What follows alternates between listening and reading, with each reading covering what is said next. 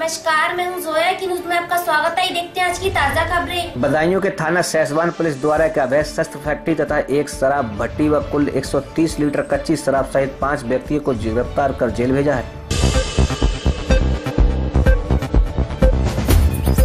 बदायूं के थाना इस्लामनगर पुलिस द्वारा 15,000 रुपए के नामी अपराधी को गिरफ्तार कर जेल भेजा है।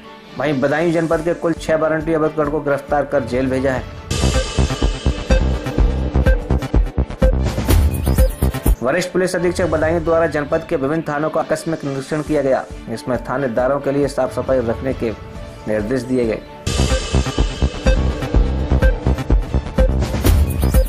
थाना हजरतपुर पुलिस द्वारा 40 लीटर शराब तथा ओसावा पुलिस द्वारा 20 लीटर अवैध कच्ची शराब सहित थाना मुसाजह पुलिस द्वारा नाजायज चाकू सहित 3 अवैध को गिरफ्तार कर जेल भेजा है।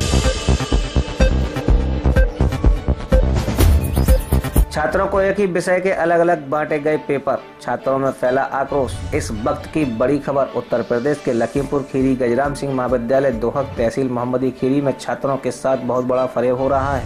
विद्यालय के छात्रों को एक ही विषय के अलग अलग पेपर बांटे गए हैं। इससे छात्रों का भविष्य बर्बाद किया जा रहा है। इस कारण छात्रों में आक्रोश फैल गया है। छत्रपति साहूजी महाराज विश्वविद्यालय कानपुर द्वारा संचालित BA तृतीय वर्ष की परीक्षा में गलत पेपर बांटने का आरोप छात्रों ने लगाया है।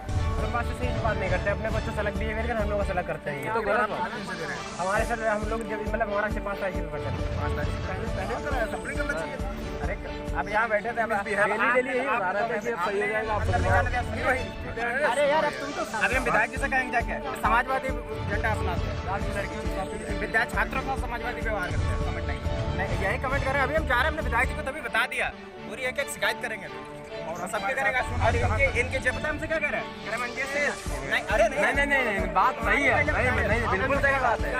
क्या कहा आज बता देना बेचारे जो खन्ना खन्ना, मेरा नाम मंजीत सिंह है। कहाँ भी अरे हाँ जा कैसे नहीं सामने क्या गया स्टूडेंट हमसे बात करेंगे, तुम बात करोगे। आपके स्कूल का नाम क्या है? जी मैं आया हूँ मोहम्मदी महाविद्यालय से, मेरा वहाँ से मैं पढ़ाई कर रहा था और सेंटर हमारा आया है गजराज डिग्री कॉलेज दोहक में। आपका नाम क्या है? मेरा नाम है शुभम। आपकी समस्या क्या आ रही है? जी मेरी समस्या ये है कि मेरा पेपर 11 बजे से सेकेंड मीटिंग में लगा था इंग्लिश लिटरेचर का, ठीक है। तो वो मैं पेपर यहाँ पे दे रहा था जब, तो हमारे सारे साथी बैठे हुए थे। तो उसमें जो था कुछ बच्चों को हमारे यहाँ जो पेपर हम लोगों का था उसमें एक का कोड नंबर था 286N जो हमारा सिलेबस का था। जरा दिखाइए वो। ठीक है, वो ये जो है वो हमारा इस तरीके ये हमारा पेपर है। जो इसमें ये जो सिलेबस दिया गया है ये हमारा पेपर है। ये आपका पेपर है? जी ये हमारा पेपर। इसमें जो ये दिया गया है ये हमारा पेपर है और आधे बच्चों को दिया गया है ये वाला जिसका कोड है 287N 287N। ठीक है, इसमें ये है ये हमारा पेपर नहीं था। यहाँ के टीचरों ने हम लोगों को ये वाला पेपर दे दिया और आधे बच्चों को। तो टीचरों से आपने कहा ये पेपर मेरा नहीं है, फिर टीचरों ने क्या जवाब दिया हमको? टीचरों से जब हम लोगों ने कहा है तो हमारे एक साथी से उन्होंने बात की, उनको बताया है। उन्होंने मैंने कहा तो उन्होंने कहा मैं PhD कर रहा हूँ, आप अभी BA कर रहे हैं। उन्होंने मेरा पेपर ऐसे रखा और इनकी बात को दबा दिया गया। उन्होंने कहा कि जब आपसे पढ़ा नहीं होगा, जो आपको करना है वो जो आता है वो कीजिए। बस उन्होंने ये कहा ना कि पेपर को चेंज करके देने के मतलब आपकी बात कहीं से सुनी नहीं गई, उन्होंने अपनी ही बात रखी। कई बच्चों ने कहा है ये बात, कई बच्चों ने कहा और उन्होंने कई बच्चों से ये कह दिया गया कि जो तुमने पढ़ा है वही करो, बाकी और कुछ नहीं। जब बात ये कही गई कि ये हमारा पेपर नहीं है तो इन पे भाई साहब पे ये बात कही गई कि ऐसा है, इनको हड़का के इनसे कहा गया कि ऐसा है कि हम PhD किए हुए हैं और तुम अभी ग्रेजुएशन कर रहे हो, ये जो पेपर दिया गया है यही है, यही आया हुआ है, यही को हल करो। और उसके बाद में जब पेपर हल हो गया हम लोगों का, जब हम लोग बाहर आए, जब हम लोगों ने अपने अदरवाइज पेपर मिलाया तो पेपर सब गलत था, पेपर पूरा गलत था। और हमारे जब कॉलेज हमने फ़ोन किया वहाँ के भी पेपर बिल्कुल अलग थे। जो हमारा 286 पेपर था वो हमारा पेपर था जो हमारा सिलेबस था, और यहाँ पे जो इन्होंने पेपर हमें दिया 287N वो पेपर हमारा नहीं था, ना ही वो हमारे सिलेबस से था। उसके बाद में जब हम लोगों ने पेपर खत्म हो जाने के बाद में जब बात की यहाँ पे तो भी उन्होंने हम लोगों से यही डायरेक्ट कहा ऐसा है भाई साहब, अब आपकी यहाँ पे कोई सुनवाई नहीं होगी और अब आप लोग अपने घर जाइए, पेपर आप काफ़ी सील हो चुकी हैं। तो मैंने ये कहा उनसे कि इसका ये किसकी वजह से हुआ, तो वो अपनी गलती भी नहीं मान रहे हैं और ना ही हम लोगों की कोई बात सुनी जा रही है। लखीमपुर खीरी गोला चेयरमैन सदस्यता समारोह में बीजेपी दिखी दो फाड़। गोला नगर पालिका परिषद की चेयरमैन मीनाक्षी अग्रवाल ने आज बीजेपी की सदस्यता ग्रहण की। 139 लोकसभा से सांसद अजय मिश्र टोनी ने अपनी अध्यक्षता में मीनाक्षी अग्रवाल को सदस्यता ग्रहण कराई। वहीं इस बात की भी चर्चा रही कि बीजेपी के जिला अध्यक्ष और जिला उपाध्यक्ष रिंकू शुक्ला और क्षेत्रीय विधायक अरविंद गिरी तथा पलिया विधायक रोमी साहनी, जो कि गोला में ही निवास करते हैं, इस समारोह में उपस्थित न हुए। इसलिए बीजेपी दो फाड़ होती नजर आ रही है। पहले का परिचय है और आपके परिवार की पृष्ठभूमि से भी मैं परिचित हूँ। आपकी पृष्ठभूमि राष्ट्रीय स्वयंसेवक संघ के एक स्वयं सेवक की रही और पूरी तरीके से उनका परिवार, हमारे बहुत से वक्ताओं ने जिक्र किया, बहुत सी चीजें संस्कार बस आती हैं। मनुष्य के जीवन में अच्छा या बुरा परिवर्तन उसके परिवार की पृष्ठभूमि। बरेली के इज्जतनगर थाना क्षेत्र में दो पत्नियों के बीच प्रॉपर्टी विवाद को लेकर युवक की मौत से 7 महीने बाद पुलिस ने कब्र से शव निकलवाकर पोस्टमार्टम के लिए भेजा है। मृतक युवक की पत्नी ने दूसरी पत्नी पर जमीन हड़पने के लिए हत्या करने का मुकदमा दर्ज कराया है।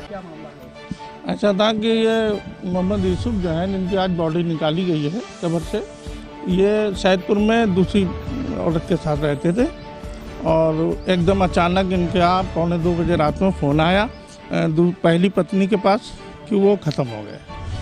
तो ये लोग पहुँचे तो वहाँ पर इन्हें मतलब डॉक्टरों ने घोषित कर दिया था।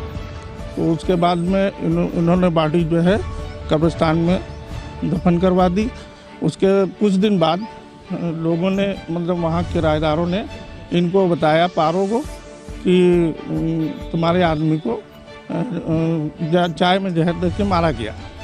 तो उन्होंने थाना इज्जतनगर से संपर्क किया और उसके बाद में वहाँ से जब नहीं कुछ हुआ तो इन्होंने कोर्ट की शरण ली, जहाँ कोर्ट से आदेश हो गए कि बॉडी को निकाल के इसका पीएम कराया जाए। एक पारो नाम की लेडीज हैं, पारो पत्नी स्वर्गीय यूसुफ, इनका इंतकाल हुआ है 26/8 में इंतकाल हुआ था। उनका कहना है कि मेरे पति को दूसरी जो जहाँ वो रहते थे सैदपुर हाकिम से, उनका एक मकान है, वहाँ पर कोई दूसरी लेडीज के साथ रहते थे। तो इनका ये कहना है कि उसने जहर देके मारा है। अब क्या सही क्या झूठ है, ये तो पंचायतनामा भरने के बाद जो आगे कार्रवाई होगी तब देखा जाएगा। पीएम रिपोर्ट आने के बाद जो है अग्रिम कार्रवाई। हाँ, कब्र से सब जो है निकलवाना है, इसके लिए हमने जिलाधिकारी महोदय से अनुमति ले ली है। ये पारो की तरफ से एफआईआर का कायम है। मुकदमा अपराध संख्या 115। चोरों ने पत्रकार के घर से लाखों की नकदी व आभूषणों पर किया हाथ साफ। बधाइयों से दैनिक अवाम हिंद के जिला संवाददाता इक़्तिदारुद्दीन के मकान को चोरों ने बनाया निशाना। आभूषणों सहित लाखों की नकदी चोरी कर हुए फरार। पीड़ित पत्रकार इक़्तिदारुद्दीन ने जानकारी देते हुए बताया कि वे 11 मार्च को आवश्यक कार्य से दिल्ली गए थे, तभी उनके घर में चोरों ने चोरी कर ली।